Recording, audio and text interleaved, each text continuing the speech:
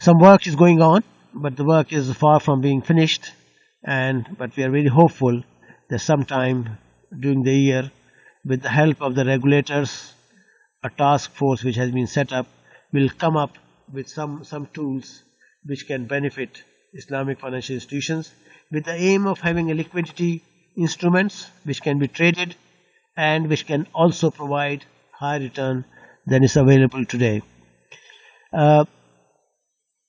So of course this is a very crucial point. In order to meet disbursement requirements of the institution concerned, placement of funds should ideally match the liability profile. So in other words, we need to pay money out after 1 day, 3 days, 7 days. Most institutions will run a kind of a table that what money is available, and that of course is a system through in the finance area, that the money has been given to various parties. The bank owns various investments, so the income from these previous financing has been done. There should be a profile of what the income is and when it's coming back, and when the capital is coming back. Some of the deals mature, so the money comes back. That should be carefully monitored, and you have a table. In one column you will have money coming back after 1 day, 2 days, 3 days, up to 7 days. Normally we look at daily position, what is known, and some of these are placements. So you have a overall profile of money coming in and money going out where the bank has done deals. In the nature of most of the deals which are there is no precise idea when the money may need to be disbursed, unless it is very much in the shorter term. So close eye has to be kept, and this is where the Treasury should have a strong contact with the business departments, so that they know when the funds are required, what is the size of it, and so techniques used for matching assets and liability by size as well as maturity. So if, of course, it will never match exactly, but for the first 7 days or 2 weeks, whenever this exercise is done, it should be positive, which means there should always be some money available to meet the liabilities concerned. Longer term, the bank may have a 5-year financing, so naturally that is a different issue, that there will be periods in which you are not quite sure when the money is to be provided to the party concerned. But overall, asset liability management is a very important area, because the mismatching in overall terms. So you may have given money for 10 years, 15 years, and the available funds to you may be only shorter term, 3 months, 6 months, 2 years, 3 years. And as is commonly known, investors' horizon tends to be shorter term. So the investors may not want to have their money locked up for a very long period where the rates of return change. Hence, the asset liability management, and I'm not going to go into details of it, look at the risks involved. If the liabilities are much higher than assets, and at what rate they have been. Because if the rates go down quite sharply, there will be one impact. If the rates rise, it will be a different one. And this has to be quantified as well. This is, of course, the risk of which is called price risk. There are credit risk as well, that some institutions may have a serious problem over the next 2-3 years, which we cannot identify now. But those institutions which are weak, then we have a problem of credit risk as well. So this whole area is a technical one. You quantify the impact on the overall bank by saying if the profit rates or interest rates go up by 1% across board, or in different sections. 5-year rates may go up different amount than 10-year rates, and then 2-year rates. In these changing market conditions, is my balance sheet safe? Or if these scenarios change, whether the banks can lose a lot of money. Okay, very briefly, the role of the regulator and central banks. It is thought to be the lender of last resort if all happens, but in practice it may not exist as such. But certainly commercial banks, retail banks are thought to be safer because of they hold accounts for a very large section of the population of a country, of a province, or whatever. So to safeguard their interest, it may be not politically the right thing to let the bank fail. So it is in that sense the regulator or central banks play the lender of last resort. They may also have ways and means in which they can launch a rescue operation. So bank X is in trouble, and basically the regulator or central bank may ask another bank to take over this. So this is a role. Here, what we are saying is currently is our understanding that the regulators do not play such a helpful role to the Islamic financial institutions than they play with the conventional institution. This is not a uniform rule, but that is what happens. Part of the reason is that the regulators feel that there is a lack of instruments Sharia acceptable through which the central bank or regulator can intervene to help the bank concerned. They cannot give money.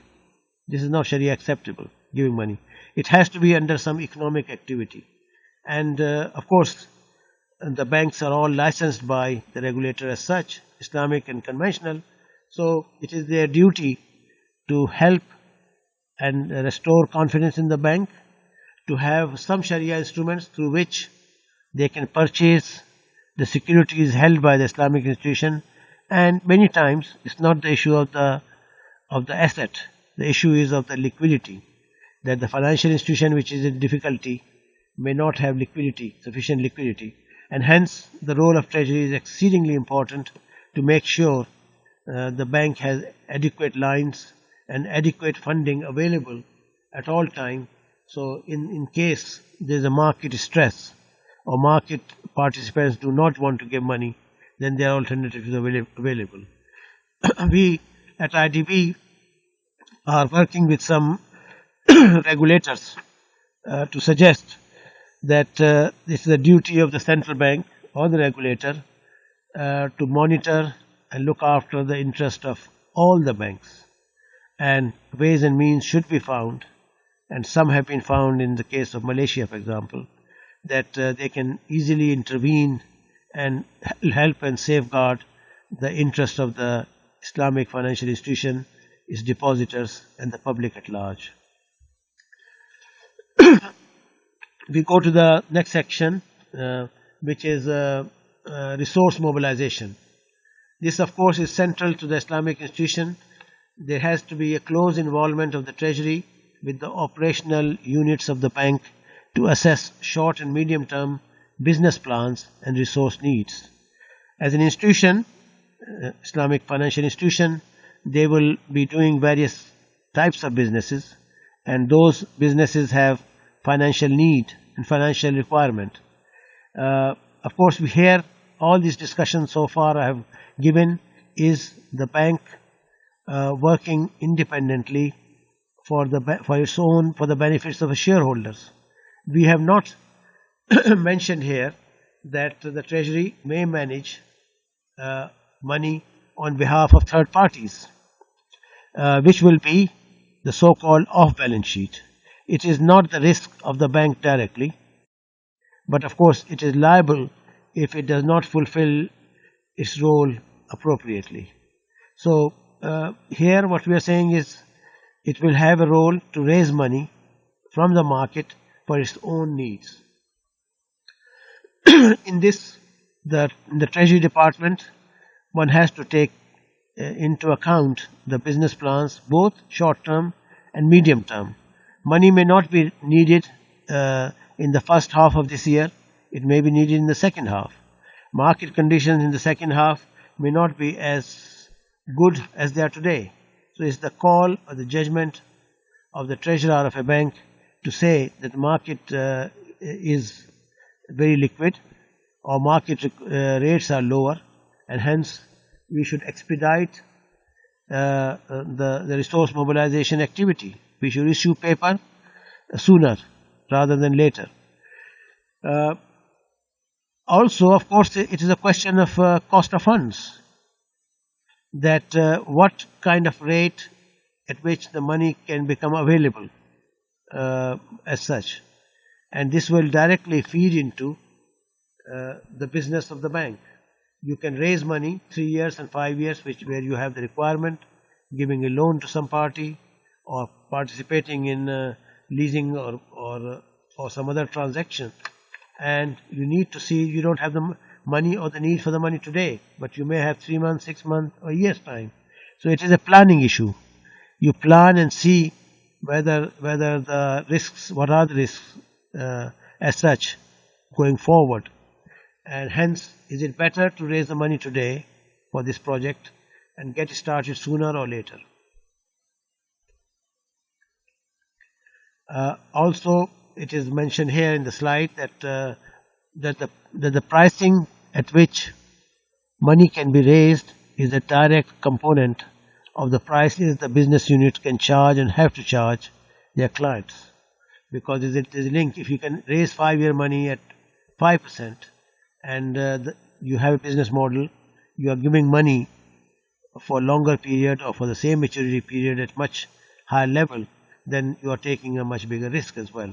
So there has to be a view of what will be the rate in future. Now, what are the instruments? In the short term, for short-term funds, we have already discussed reverse murabaha. So institution who need for liquidity, it may go up to 1 year, but normally it is up to 3 months. That through a bank, through reverse murabaha, can raise short-term funds. And of course there is a price risk the longer maturity you go for. Longer term, what can be done? I had already mentioned sukuk. It is the issuance of sukuk. These are asset-backed. Assets could be, as I mentioned, real estate, equities. It could be leasing, which is a rental, and these are some of the assets which can be private equity. These can be put in a pool, and then the rest, the minimum 51% is that majority should be assets and minority can be debt. And the debt in Islamically will be murabahas, istisna and such instruments. So this can be packaged together, these pool of assets, and they can be securitized. You basically issue certificates against this package. Naturally, you should have acceptable assets. If one doesn't have the assets, sufficient assets, which can qualify, then sukuk cannot be issued, which can be traded. There can be sukuk as a certificate, can be, but it's not tradable. Tradability is the issue. Can you buy, can you sell as and when you need? That's the issue. But if it's not Sharia compliant, if it's less than, it's not Sharia compliant, and it cannot be traded in there. Now, the other element could be that just like there was a reverse murabaha done, you can also have a rollover commodity murabaha. Commodity murabaha we dealt with a while back. So a murabaha is the same type of thing. A murabaha deal is done for say 6 months. After 6 months, of course, the money will be paid and the murabaha will expire or finish. Under the rollover commodity murabaha, and it could be say up to 3 years, because commodity murabaha risks people want to take shorter term rather than longer term. Then what you do is you can fix it, that instead of having one murabaha, you will have a series of them. over a 3-year period, for example, you will have one murabaha for 6 months. On maturity, both parties are obliged to continue the murabaha, and it will be so-called rollover. But of course, both parties can agree to finish the deal and pay each party what is owed. However, the whole idea as a long-term financing needs is a rollover commodity murabaha. It's not after 6 months you say we don't want to renew. You're legally bound to renew as such. But if both parties agree to finish the deal, they can do so, and the price has to be clearly negotiated. So now, this is what the sukuk was. In terms of the liquidity management, I have said they have a role, but somewhat limited role because of the price risk. Of course, when sukuks are issued in larger quantities and of all different maturities, 2 years upwards, say 5 years, then you have a better chance of doing so. But most of the Treasury will also have a longer term investment role, and it could be used there. Coming to the last slide now, the area of hedging. This is a somewhat new area for certainly Islamic finance. IDB was one of the first parties who had developed this with the help of the Sharia scholars. But the whole idea is that you may what is called profit rate swap. That as you know, there will be fixed rate deal, a loan. It could be a sukuk. It could be any contract where the two parties agree that they will pay a fixed rate depending on the actual deal, a murabaha deal, which translates into a fixed rate. The area is that if it is a long-term deal at a fixed rate, markets change, and as financial institutions, Islamic financial institutions, banks, have a continuing role in raising money from the clients, they need to be more in touch with the market rates rather than fixing the terms in the market for 10 years or 15 years. So this mechanism, what we have said, is such that the fixed rate deal can be so-called swapped or exchanged for a floating rate deal. So if you have an agreement that 3% per annum will be paid over the next 10 years, that can be transferred to a deal which is under a floating rate. The rates change, and it will be against a benchmark rate that you will pay. One party will pay 3%, the other party will pay LIBOR plus or minus certain rate for the entire period. There is a difference between this and what is the way it's done in the conventional marketplace. Here I'm just giving a feeler what can be done today, what was not possible even up to 2 years ago. And even this concept is not very well known among Islamic institutions. IDB has passed on this information to many of the central banks, and wherever we could find some interest, we have provided the documentation. And IDB has done many deals in this area. The other one is a currency swap, which is, as you can see by the name, you have a certain currency, but you have the need for another currency. So the two parties can agree to swap this, and there are again Sharia compatible way of doing so exists. IDB had done that, and this can be also taken advantage of to reduce the risk. Risk minimization is useful and very important for the health of a financial institution, and we in the Islamic world we also make sure that is doable.